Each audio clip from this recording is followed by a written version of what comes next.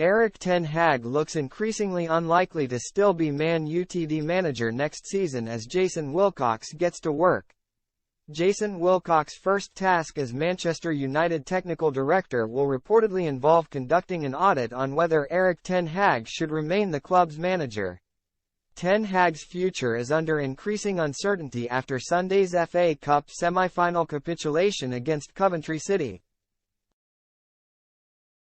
United survived the ultimate scare at Wembley Stadium after surrendering a 3-0 lead in the final 24 minutes before VAR denied a 123rd-minute Coventry winner for the narrowest of offsides. Eventual victory on penalties confirmed a second successive FA Cup final against Manchester City but intensified scrutiny on Ten Hag's position. United's collapse against Coventry was the latest in a long line of similar matches that have contributed to the disappointing second season under the Dutchman. And Wilcox has already started work at Carrington after he was announced as the club's new technical director last week.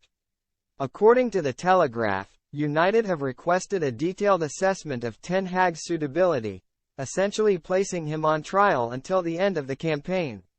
Wilcox will reportedly examine the 54-year-old's strengths and weaknesses and his relationship with his dressing room. He is set to hold extensive discussions with Ten Hag, his staff, and his players over the next month to determine whether he would be able to operate in a new-look game model. Sir Jim Ratcliffe, who became co-owner in February, and Ineos are overseeing a fresh approach to restore United's former glories, appointing leading football figures to implement change. Wilcox joins new chief executive Omar Berrada, who recommended him from their time together at City before the former became Southampton sporting director. Dan Ashworth will join as sporting director in the coming months, likely when Newcastle United find a replacement rather than at the end of his gardening leave in 2025. Together, Ashworth and Wilcox will ensure United's football operations are streamlined through every department, from the head coach to the scouting network to the medical team.